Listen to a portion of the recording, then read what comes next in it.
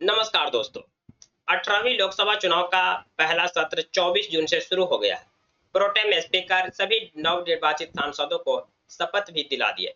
पहले 2 दिन शपथ दिलाने का कार्यक्रम चला। आज बुधवार है और आज संसद में स्पीकर का चुनाव होने वाला है। अमूमन तौर पर स्पीकर का चुनाव नहीं होता है, सर्वसहमति से स्पीकर चुन लिया जाता है और हमेशा सत्ता पक्ष की ओर से ही स्पीकर चुने जाते हैं। लेकिन इस बार स्पीकर का चुनाव होगा क्योंकि जो डिप्टी स्पीकर का जो पोस्ट होता है वो परंपरागत रूप से विपक्ष को दिया जाता था। इंडिया अलायंस जो विपक्षी पार्टी है उनका डिमांड यही था कि स्पीकर के लिए जो नाम सुझाए गए हैं इस पर हम अपनी सहमति दे देंगे। लेकिन जो डिप्टी स्पीकर का जो पोस्ट हमेशा से अपोजिशन पार्टी को मिलता आया है परंपरागत रूप से, ये हमें मिलना चाहिए। सत्ता पक्ष की ओर से इस पर कोई भी प्रतिक्रिया या सहमति नहीं मिलने के कारण इंडिया अलायंस अपोजिशन पार्टी भी स्पीकर के चुनाव में अपने कैंडिडेट को उतार दिए है। इंडिया अलायंस का कहना है कि पिछले 17वीं लोकसभा चुनाव के दौरान बीजेपी की जो सरकार थी, उन्होंने पूरे 5 साल के दौरान डिप्टी स्पीकर का चुनाव नहीं करवाया। यानी कि जो डिप्टी स्पीकर अपोजिशन पार्टी को मिलता है, वो नहीं मिल पाया। इस बार अलायंस पार्टी की सरकार है और इस बार हम डिप्टी स्पीकर का पोस्ट लेकर छोड़ेंगे और इसीलिए उन्होंने अपने कैंडिडेट सुरेश को उतार दिए, जो पिछले 8 बार से लगातार सांसद है। वहीं एनडीए गठबंधन की ओर से ओम बिरला फिर एक बार स्पीकर के उम्मीदवार होंगे। 18वीं लोकसभा चुनाव के नतीजा आने के बाद से ही स्पीकर का पद काफी ज्यादा चर्चा में आ गया था, क्योंकि बीजेपी को फुल मेजोरिटी मिली नहीं। बीजेपी को अलायंस करके सरकार बनाने की जरूरत पड़ी और अलायंस पार्टी में जो खास करके टीडीपी थी, उनके कई डिमांडों में से एक मुख्य डिमांड थी कि स्पीकर हमारे कोटे से होना चाहिए, स्पीकर का पद हमारे सांसदों में से किसी एक को मिलना चाहिए। वहीं इंडिया गठबंधन भी चाहते हैं कि स्पीकर या नहीं तो डिप्टी स्पीकर हमको मिलना चाहिए। तो ऐसे में आज हम इस वीडियो में जानेंगे कि ये स्पीकर का पद इतना ज्यादा महत्वपूर्ण क्यों है। क्योंकि एक तो बीजेपी स्पीकर का पद छोड़ना नहीं चाहती, उनके अलायंस पार्टी चाहती है हमारे खाते में आए। इंडिया गठबंधन चाहते हैं कि स्पीकर नहीं तो कम से कम डिप्टी स्पीकर अपोजिशन पार्टी को जो परंपरागत रूप से मिलता आया है वो हमें जरूर मिले। तो इनके पास क्या पावर होते हैं, क्या शक्ति होती है, क्या कार्य करते हैं, इनके बारे में आज हम डिटेल से जानेंगे। चलिए हम आपको सबसे पहले बता दें कि कॉन्स्टिट्यूशन का जो आर्टिकल है 93, इसमें प्रावधान है कि संसद में जो सदस्य थे उन सदस्यों में से ही एक स्पीकर बनेंगे और दूसरा डिप्टी स्पीकर। यहाँ पर एक बात आप गौर से सुनिएगा कि स्पीकर और डिप्टी स्पीकर बनने के लिए जो एलिजिबिलिटी है कि उन्हें मेंबर ऑफ पार्लियामेंट होना जरूरी है, निचले सदन का सदस्य होना जरूरी है।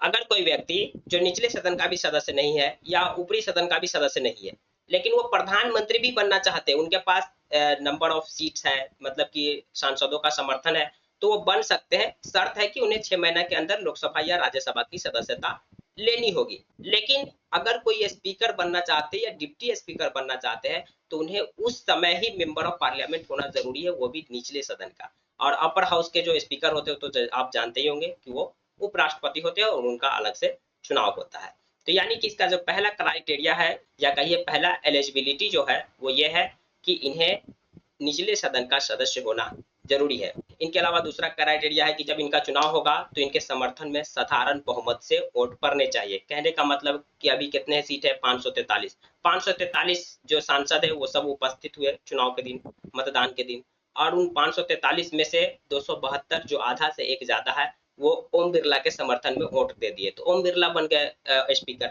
अगर सुरेश के समर्थन में वोट देंगे तो सुरेश बन जाएंगे स्पीकर। और हमेशा ये देखने को मिला है कि जिस पार्टी की सरकार होती है स्पीकर उन्हीं पार्टी की ओर से चुना जाता है, क्योंकि नंबर ऑफ मेजोरिटी किनके पास होती है, उन्हीं के पास रहती है, आधे से ज्यादा सीट। और ऐसे में अभी जो एनडीए गठबंधन है उनके पास 292 है, 272 सीट, 272 सांसदों का समर्थन चाहिए, यानी कि ओम बिरला कंफर्म स्पीकर बन जाएंगे। लेकिन इंडिया गठबंधन भी अपने तरफ से सुरेश को स्पीकर के लिए मैदान में उतारा है। देखना आज दिलचस्प होगा कि शायद कोई अलायंस पार्टी इधर उधर न करे तो फिर ओम बिरला ही बनेंगे।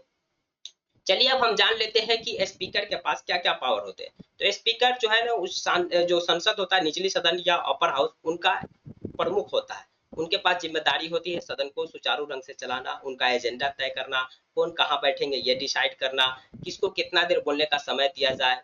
हर चीज जो संसद भवन के अंदर होता है वो स्पीकर के सहमति से ही होता है, स्पीकर के मर्जी से होता है। स्पीकर जो संसद का रूल बुक होता है, जो संविधान है, उनके अकॉर्डिंग काम करते हैं। सबसे ज्यादा स्पीकर का पद जो अहम हो जाता है वो अलायंस की सरकार में। जब भी अलायंस की सरकार होती तो उस समय कई पार्टियां इधर से उधर पलटी मारती है, कई सांसद इधर से उधर पलटी मारते हैं। ऐसे में सांसद की सदस्यता बरकरार रहेगी कि नहीं रहेगी, ये डिसाइड करना, ये फैसला लेने का जो अधिकार है वो स्पीकर के पास होता है और यह उनका विवेक का अधिकार भी होता है। लेकिन 1993 में सुप्रीम कोर्ट ने कहा कि स्पीकर का जो फैसला है वो भी न्यायिक समीक्षा के अधीन होगा, यानी कि स्पीकर अगर किसी को अयोग्य ठहराते हैं तो वो सुप्रीम कोर्ट जा सकते हैं कि हमें गलत तरह से अयोग्य ठहराया गया, हमारे संसद सदस्यता को गलत तरीके से खारिज किया गया है, यानी कि सुप्रीम कोर्ट इसकी समीक्षा कर सकती है कि स्पीकर जो ये निर्णय लिए है वो तटस्थ होकर लिए है या फिर पक्षपात रूप से लिए है। इसलिए अलायंस पार्टी जो है वो चाह रही थी कि स्पीकर का पद हमें मिला जाए, क्योंकि इस बार गठबंधन में सरकार बनी है।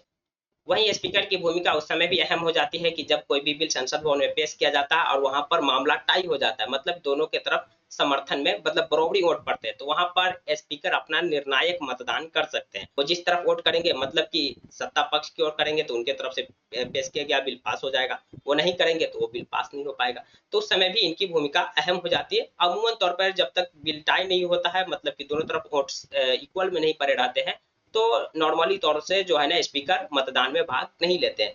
जब टाई हो जाता है, दोनों तरफ इक्वल रहते हैं, तभी स्पीकर वोटिंग में भाग लेते हैं, पार्टिसिपेट करते हैं। इनके अलावा संसद को स्थगित करना, ये सब उनके ही अधिकार क्षेत्र में आते हैं। जानकारी पसंद आई तो प्लीज वीडियो को लाइक कर दीजिए, चैनल को सब्सक्राइब कर दीजिए। अगर आप हमें फेसबुक पेज पर देख रहे हैं तो फेसबुक पेज को फॉलो करना न भूलें।